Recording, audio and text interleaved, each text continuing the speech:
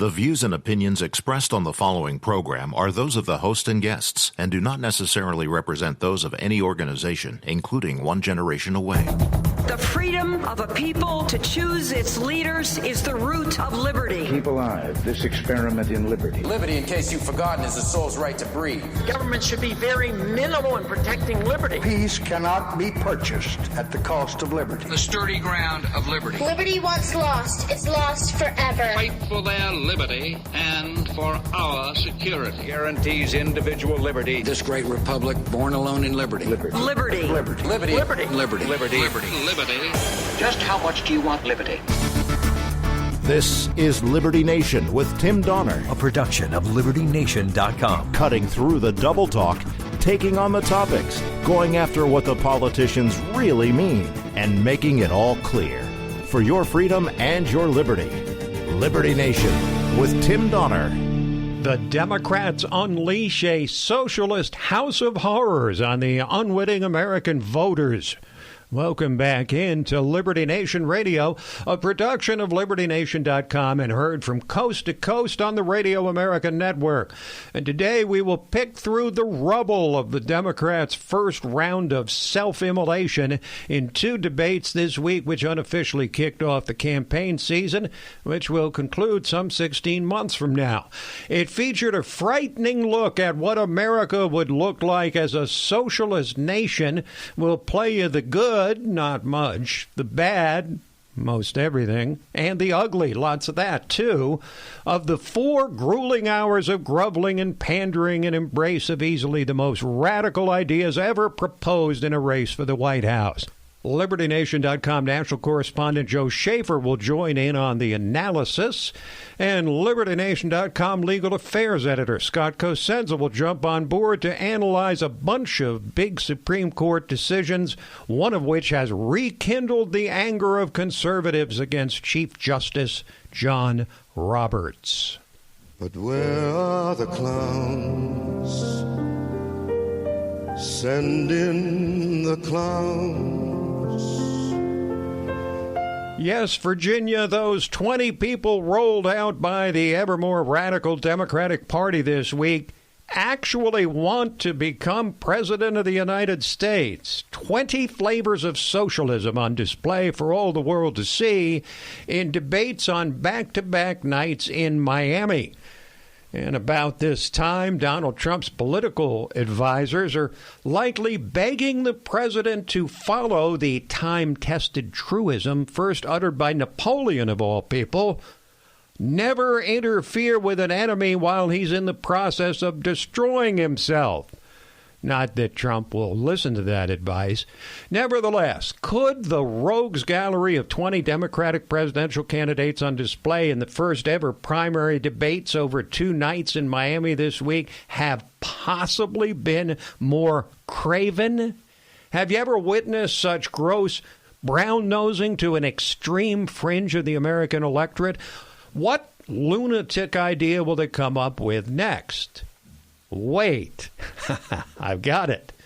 To commemorate America's immersion into the new unofficial language of the Democratic Party unveiled in these debates, how about a bill to make Spanish the national language? Anyway, unable to let this moment pass, and in honor of this historic plunge into the horrors of what a socialist America would actually look like, we've decided to bestow some very special awards upon the debate participants. So here goes, in no particular order. Biggest flop. Now, this is not a hard choice. Young Beto, don't call me Robert Francis, O'Rourke, had millennials and progressives swooning after his near miss against Ted Cruz in the 2018 Texas Senate race. But in the first debate, he looked distinctly not ready for prime time. He lacked any semblance of energy.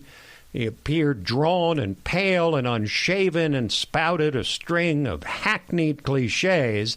And he got bullied by the guy at the far end of the stage, Bill de Blasio, in a fight about health care. Would you replace private insurance? No, I think the choice is fundamental to our ability to get everybody cared for. Private insurance is not working for tens of millions of Americans. When you talk about the co-pays, the deductibles, the premiums, the out-of-pocket expenses, it's not working. That's right. So for those for whom it's not working, they can choose Medicare. For the culinary workers in Nevada who I listened to, acknowledging the system is not working for people. They're able to keep them. Why are you defending private insurance? On the other hand, Beto did display some of the Democrats' newfound embrace of Spanglish. What would your top individual rate be? This economy has got to work for everyone. And right now we know that it isn't. And it's going to take all of us coming together to make sure that it does. Necesitamos incluir cada persona en el éxito de esta economía. Not to be outdone, Spartacus, Cory Booker, and the Open Borders radical Julian Castro followed on with their own Spanglish riffs. Now, most inexplicable statement, that award, that's tough. If we had to reconstruct every inexplicable policy statement made over those 2 nights, it'd take hours on end. Instead, we offer this. When asked what would be his very first priority when he assumes the presidency on January 20th, 2021, Joe Biden replied, to defeat Donald Trump. Excuse me, Mr. Vice President, but you would have already accomplished that by then because, never mind. If he didn't get that, then my explaining it isn't going to change anything. All right, how about the biggest surprise? The biggest surprise of the debates, this is a group award. The second debate kicked off with all 3 frontrunners in the race vowing to raise taxes. Yes, they will pay more in taxes, but less in health care for what they get. I would be going about eliminating Donald Trump's tax cuts for the wealthy. On day one, I will repeal that tax bill that benefits the top 1% and the biggest corporations of America. But there were not just calls for raising taxes, but adding new ones. Here's former tech entrepreneur Andrew Yang, who wants to hand everyone over 18 $1,000 a month and pay for it with a new European-style tax. And the whole scheme was pretty much ridiculed by moderator Jose Diaz-Balart. So you're saying $1,000 a month for everyone over 18, but a value-added tax, so you can spend that $1,000 on value-added tax? Well, the value-added tax would end up, you'd still be increasing the buying power of the bottom 94% of Americans. Right. There's the Democrats' logic. We'll double the federal budget to pay for a massive giveaway and create a new tax to pay for it that would in turn be paid by the people getting the $1,000 a month. Did you follow that? You know, for time immemorial, it was just understood that you should never promise to raise taxes because it would amount to certain defeat. Exhibit A would be Walter Mondale, who made just that kind of promise in 1984 to raise taxes and lost 49 out of 50 states. Okay, who gets the honor for the most socialist candidate? Now, this is the hardest choice of all, given that every one of the 20 candidates on stage has openly voiced support for undiluted socialist policies such as the Green New Deal and Medicare for All. So you have to give the award to the candidate who seems most committed in his gut to full-on collectivism.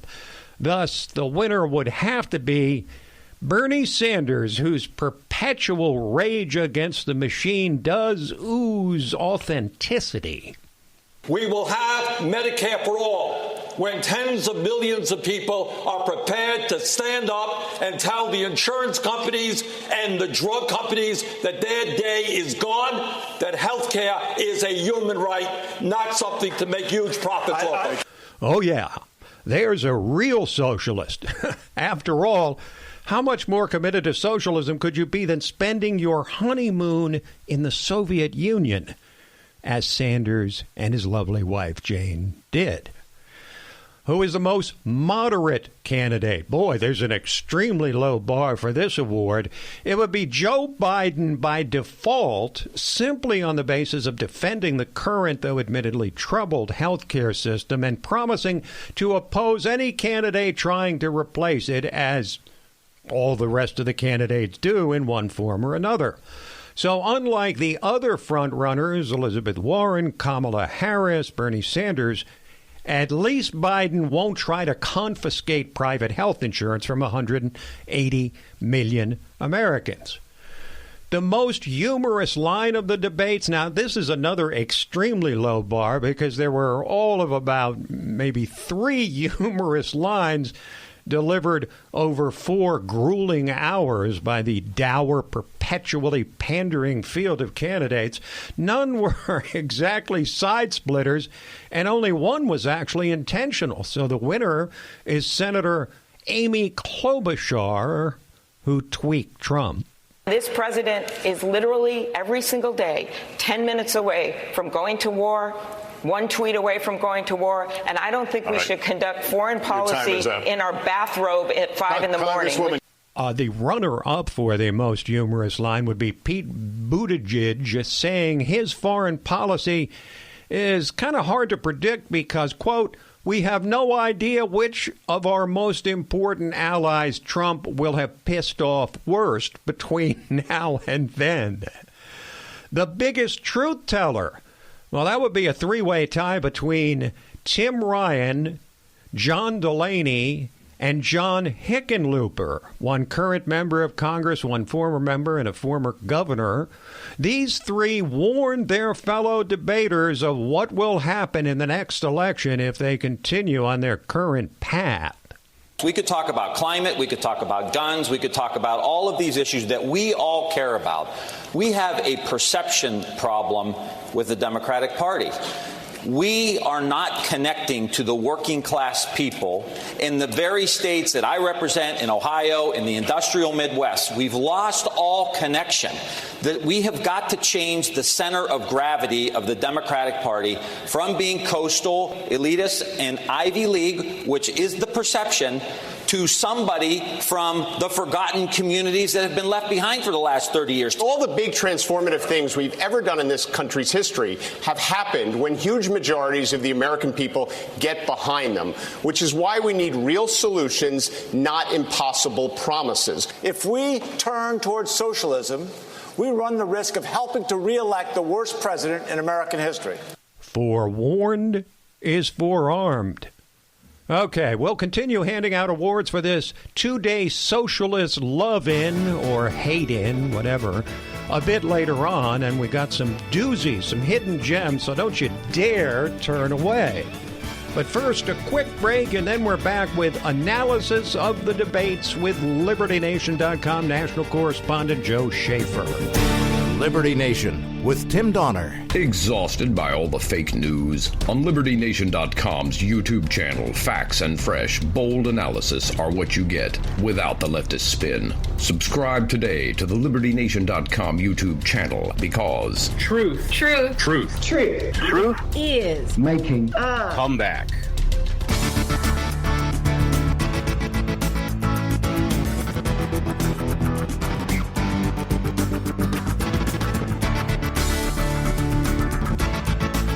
We believe that all men are entitled to blessings of liberty. This is Liberty Nation with Tim Donner. The Democrats unleash a socialist house of horrors on the unwitting American voters, and joining us to pick through the rubble is LibertyNation.com national correspondent Joe Schaeffer. So, Joe, welcome. We expected self-immolation from the Democrats in the first 2 debates in Miami this week. But tell me, was what we saw, what we witnessed, worse than you expected, better than you expected, or about the same as you expected? I thought night 1 was much worse than I ever could have expected. And it surprised me, I was actually angry at points watching night 1. because the pandering was so over the top and it was so emotion driven. And it was just everything that's bad about the Democrats when they get into that mode. Night 2 was a little better. It was more entertaining. It was better television. But overall, it was about what I expected. And what I expected was that the flaws of this party would be exposed on a national level. And I think that's exactly what we saw over those 2 nights. So Kamala Harris was acclaimed the winner of these debates. When I watch her, Joe, I envision what it would be like to have a full-throated social justice warrior as president of the United States. So what is likely to become more pronounced in her freshly energized campaign, her fire and brimstone, or the truly extreme policies that she so vocally supports? Yeah, I'm so glad you asked me this question. I'm so glad you asked it that way, because watching her last night is the same thing I always feel like when I'm watching her, is that she has these authoritarian tendencies that are just not going to play in the Midwest. How is she going to clear these Trump red states with her attitude? When she attacked Biden and she made some good points, she scored some points on him, but when she declares, I don't believe you're a racist, to the former vice president of the United States. That must have been a relief for Joe Biden. Exactly. It's like, so he's not going to be executed? They're not going to take him out? She feels that she has the say on these matters. It's very California. It's very identity politics. It's very authoritarian. And I don't know. I just feel like she just wants to tell everybody what to do. That's just the vibe I get from her, and I think that's the vibe most voters are going to get from her. Well, I think that vibe was on clear display in Miami on Thursday night. I mean, it was unmistakable. So Kamala is on the rise. But how about the other front runners? Joe Biden, Bernie Sanders, and Pocahontas Elizabeth Warren. How did they acquit themselves, do you think? I think Bernie and Warren did fine because they just got through this first round. You want to get rid of all these guppies, and I think we can get rid of about 14 of them right now, to tell you the truth. We could have a 6-person field tomorrow, and it would be just fine. So I don't think Warren and Bernie were damaged at all. I think Warren kind of got lost in that just fiasco of her first night, but I don't think anyone's going to remember, so it's not going to hurt her. I think Biden was hurt. I think Biden is such a terrible candidate. I don't think the DNC wants him. I think the grassroots wants him, and he's being set up almost as a piñata. I mean, it was good for Harris to take her shots at him like that, but she just exposed his obvious flaws. He's a dinosaur. He actually got engaged in a debate about busing from 1974, and it's you're not going to win that argument. Nothing you can say is going to win you that argument. It's going to make you look like a career politician, and people say, how long has this guy been around? And well, that's how long he's been around. So his instincts seem terrible for a guy who's been in the game for so long. And I think it's just going to go. He's not going anywhere, obviously, but his flaws are just going to be more and more evident as this process goes on. Okay. Thank you, Joe. Thank you. That is Joe Schaeffer, national correspondent for LibertyNation.com. Quick break, and then we're back to hand out more awards for the Democrats in this week's first round of debates in Miami.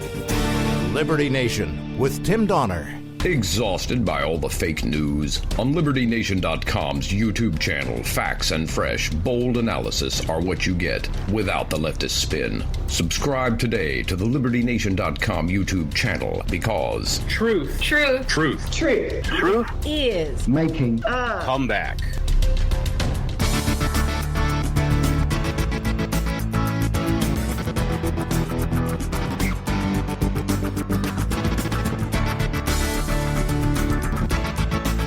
We believe that all men are entitled to the blessings of liberty.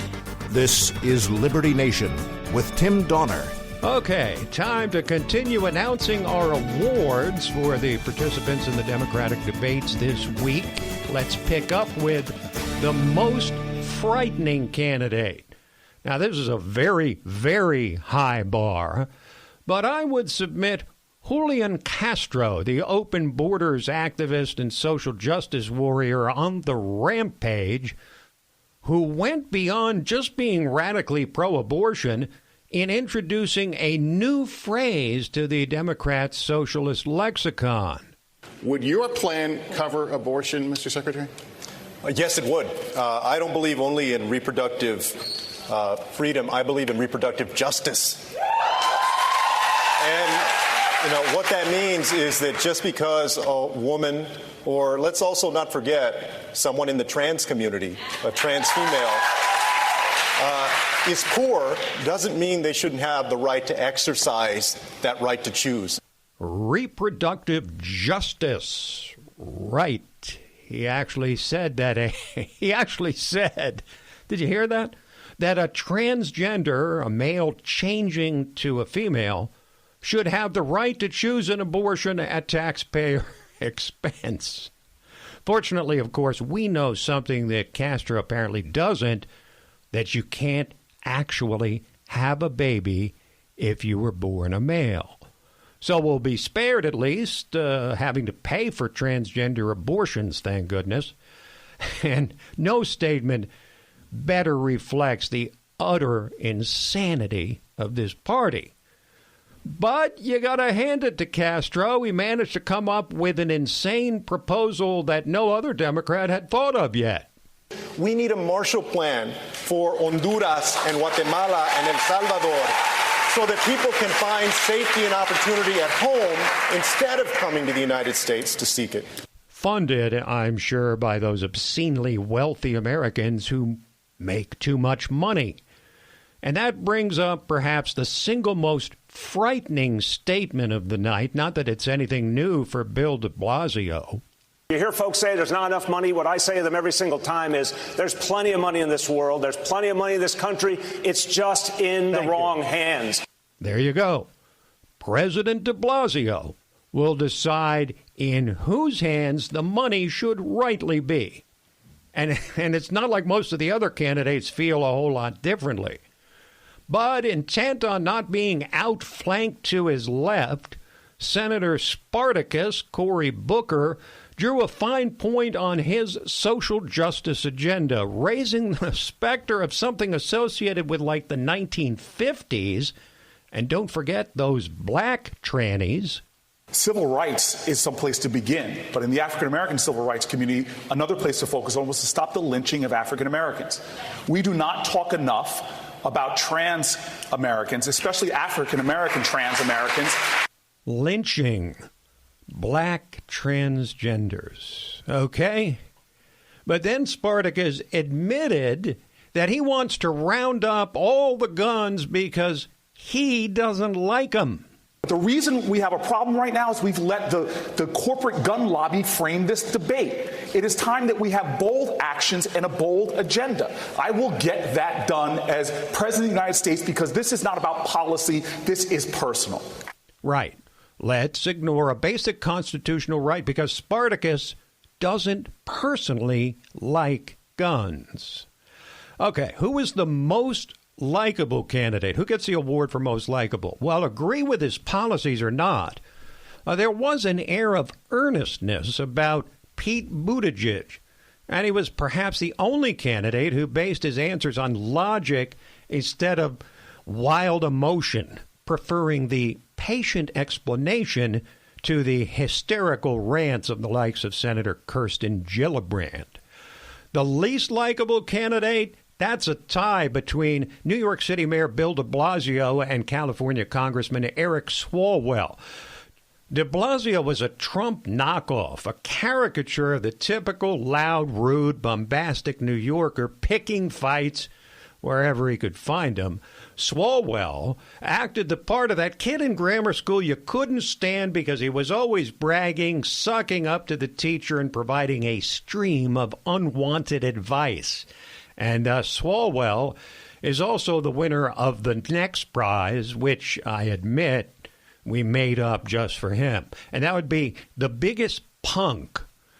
The remarkably self-satisfied Congressman Swalwell lectured Pete Buttigieg about the mayor's improper response to a recent police shooting in his town and provided instructions on how Buttigieg should run his town, drawing a lingering, icy stare from the normally unflappable Mayor Pete. But wait, that's not all. Swalwell basically told Joe Biden to pack it in because he's too old. So get off the stage, old man. I was 6 years old when a presidential candidate came to the California Democratic Convention and said, it's time to pass the torch to a new generation of Americans. That candidate was then Senator Joe Biden. Joe Biden was right when he said it was time to pass the torch to a new generation of Americans 32 years ago. He's still right today. If we're going to solve the issues of automation, pass the torch. If we're going to solve the issues of climate chaos, pass the torch. If we're going to solve the issue of student loan debt, pass the torch. I thought ageism wasn't allowed in the Democratic Party. Okay, so who wins the award for most likely to succeed? Well, given Joe Biden's ever more geriatric countenance and appeal to the past instead of the future, Bernie Sanders' scary diatribes against anyone who wears a suit, and the utter ineptitude of most of the other candidates, Kamala Harris would have to get the nod. Yes, she is among the most radical of a hard left field, an outspoken supporter of the catastrophic Green New Deal, Medicare for all, and aggressive gun control measures, among other things. But she did come on strong, exuding energy, drive, and passion. She was a model of the contemporary socialist woman. And her signature moment was attacking Joe Biden for buddying up to racist Senate colleagues back in the day. And like everything with these candidates, it was personal. Growing up, my sister and I had to deal with the neighbor who told us her parents couldn't play with us because we were black. I'm going to now direct this at Vice President Biden. I do not believe you are a racist, but I also believe, and it's personal, and I was actually it was hurtful to hear you talk about the reputations of two United States senators who built their reputations and career on the segregation of race in this country. You also worked with them to oppose busing. And, there was a little girl in California who was part of the second class to integrate her public schools. And she was bused to school every day. And that little girl was me. So that went viral, and Kamala was declared the winner of these debates and now becomes the flavor of the month, or perhaps longer than that. The least likely to succeed, well, there's a tendency to pick a candidate like Senator Michael Bennet from Colorado, dull as dishwater, or Andrew Yang, who didn't see fit to even wear a tie, or former Maryland Congressman John Delaney, who was interrupted so many times when he started speaking that he might be developing an inferiority complex. But the winner really would have to be the loopy New Age author and guru Marianne Williamson, who was asked about the first thing she would do as president. And Ms. Williamson, my with the last first call word. is to Prime Minister of New Zealand, who said that her goal is to make New Zealand the place where it's the best place in the world for a child to grow up. And I will tell her girlfriend, you are so on, because the United States of America is going to be the best place in the world for a child to grow up. Mr. President, if you're listening, I want you to hear me, please. You have harnessed fear for political purposes, and only love can cast that out. I'm going to harness love for political purposes. I will meet you on that field, and, sir, love will win. Our final award is for the biggest Trump hater. Now, this is an extremely high bar because the field is ripe with contenders for this most cherished of awards. We're going to call it a tie between the outspoken senators from California and Vermont. Kamala Harris wailed like a banshee about the evil chief executive, lifting the Trump is Hitler audience to its feet and likely propelling her into a hate Trump tour coming soon to a voting district near you. But old Bernie was not to be outdone. Trump is a pathological liar and a racist, and that he lied to the American people during his campaign. He said he was going to stand up for working families. Well, President Trump, you're not standing up for working families when you try to throw 32 million people off the health care that they have, and that 83% of your tax benefits go to the top 1%. That's how we beat Trump. We expose him for the fraud that he is. And so the band will undoubtedly play on with an almost endless string of Trump hate fests and glorification of government uber alles. The next debates are on the last 2 days of July. Quick break, and then we're back to discuss another consequential week for the Supreme Court and reigniting the anger of conservatives at Chief Justice John Roberts. Liberty Nation with Tim Donner. And now we have reached the portion of Liberty Nation Radio which we entitle Talkin' Liberty, as we're rejoined by our regular contributor, constitutional lawyer, and LibertyNation.com legal affairs editor, Scott Cosenza. Hello, Scott. It's talking Supreme Court this week, Tim. It is. All Supreme Court all the time as they conclude their session with a number of interesting decisions. But, I think 10, was it 10 this week 10, they sent down? It was quite a few. 10 decisions. We're going to talk about a bunch of them. But, Scott, when conservatives got all excited about Brett Kavanaugh joining the Supreme Court to replace Justice Anthony Kennedy, they said, well, no more Kennedy, no more swing vote, unreliable Kennedy. And I said at the time, I don't know what they're getting so excited about, because John Roberts becomes the swing vote, and he is no more reliable than Anthony Kennedy was. And this week, Scott, he proved it afresh. Well, it's a mixed bag this week, I think, Tim. The court was unanimous. One of the big cases that came down was the census question case, and I think that's the one that you're referencing.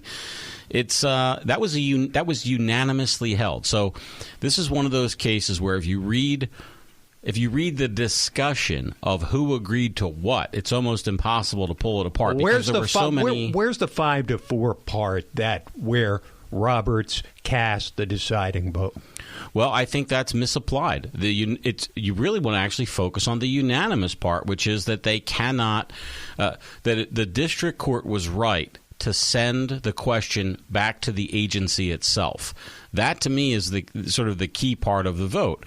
They did it too fast for the change to occur for the next census. That's the problem that I think conservatives have with this, is that they're looking at the result. And it's inappropriate for a Supreme Court justice to look at the result. So if you're a conservative activist, the result of this is you don't get that question on the census, so you lost. And if you're a leftist activist, the result is they don't get to ask that question on the census, so we won.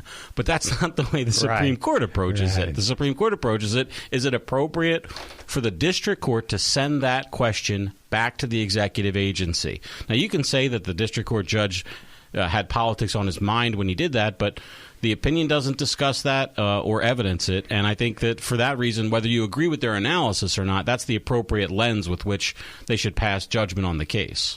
Okay, now there's another case that you feel is very important, Kaiser versus Wilkie, but it didn't get as much play. Explain the intricate details of this decision. Well, this case has to deal with when the Supreme Court is asked to review an agency action. So, for instance, the IRS took such and such an action. Is that legal? The Department of Energy or EPA took such and such an action. Let's review that. And it has to do with how they review that. There is something called the Auer Doctrine, which is AUER, the Auer Doctrine, which is a judge-made law where they say we, the federal courts, are going to give deference to federal agency interpretations of federal law and especially federal rulemaking. Okay, so if you're challenging an IRS rule that says you had to have something filed by such and such day, and you're arguing it was a business day and they said it's calendar days, and you're fighting that in court, this rule, this Auer rule, says that they're going to defer to the agency itself and their rulemaking. And so many people like myself, Tim, think that that is a shocking abdication of the judiciary's duty to act independently of the executive branch. And that's what the key idea behind this case was. This Auer doctrine has been highly controversial. It's one of the most hated of judicial constructs by those of us that are sort of on the liberty side of things when it comes to these issues. So those people who feel like I do, we were all hoping it would be stricken down. It wasn't. But in upholding it, broadly upholding the Auer doctrine, the justices put in place some protections for people and said, well, we're going to continue giving deference to judicial rulemaking like the Auer doctrine prescribes, but only in certain instances. And it's in that only in certain instances that I think really guts the heart of the doctrine. So I think this is a big win for people who are challenging any kind of administrative agency action, which happens all the time. As you might imagine, those administrative agents are busy trying to get money and liberty from the people in any way that they can. All right, the Supremes also gave the green light on warrantless blood draw. Explain, please. This was a 5-4 case out of Wisconsin, Tim, when a man was unconscious, and a Wisconsin state trooper, I believe, decided to go ahead and do a blood draw from him in order to prove that he was drunk and driving. Mm-hmm. The Supreme Court, I think it was Justice Alito who wrote the case, not a man who is often sympathetic to the plight of criminal defendants, yes. And in this case as well. And basically they said that there was no requirement to obtain a warrant to draw blood from somebody who was unconscious, because the fact that they were unconscious means that they may have the blood drawn in any case to assess their health status. They did say, however, that they could go back down to the lower courts to litigate whether or not the blood drawing was taken for only punitive purposes, which is to say to investigate the DUI, which I think those of us who have been, at the hands of, been pulled over on the side of the road, we know that generally the police are there to make arrests or not. They're not there to engage in other sort of health monitoring activities. So we'll see what the legacy of this is. But I think that any time the Supreme Court says that for unconscious people, the state can act against them in a way that impinges on their pecuniary interest is not a good move for liberty. All right, moving on to another Supreme Court ruling about additional jail time for sex offenders. We had a couple cases this term, Tim, where Gorsuch, it was a sort of a marriage of Gorsuch and the liberals. So it's Ginsburg, Sotomayor, Kagan, and Breyer, with Gorsuch joining for a 5-4 decision. And that's the case. That's the case here in U.S. v. Haymond. And what happens is in a lot of these cases, Tim, the government sentences somebody to X term confinement or probation or whatever. But then there are these things where it says, like, for instance, let's say you're convicted of computer hacking, right? Well, you're sentenced to 10 years in jail and whatever probation. Oh, and if you ever touch a computer again, then you're going to go back to prison for some other time. Well, who decides whether you touched a computer again and then have to go back to prison? Is it a judge or is it a jury? And what this case decided was that if you're going to be sentenced to additional penalties, especially time in prison, a jury has to be able to make that decision. We can't just have judges saying, well, you know what, I think you did violate the terms of that thing, we're going to throw you in prison. The minority conservatives in this case, led by Justice Alito, I believe, wrote the major dissent. I have to check on that. But thought that was outrageous, that to require for additional penalties a jury to weigh in would be somewhat dismantling to the criminal justice system. But I think that Justice Gorsuch is correct, and it's one thing for society to put people who need to be in prison. It's another thing to do so without the imprimatur of a jury of their peers, which is what the Constitution seems to require. Thank you, Scott. Thanks, Tim. This program, Liberty Nation Radio and LibertyNation.com's own podcasts, The Uprising, hosted by Scott, and The Rabbit Hole, Politics and Prose with Liberty Nation's Mark Angelides, are both available to you on demand at LibertyNation.com. So that is it for this week, but we'll be back at you next week. Same time, same station. Till then, this is Tim Donner saying stand up for liberty. And we'll see you next time on Liberty Nation Radio.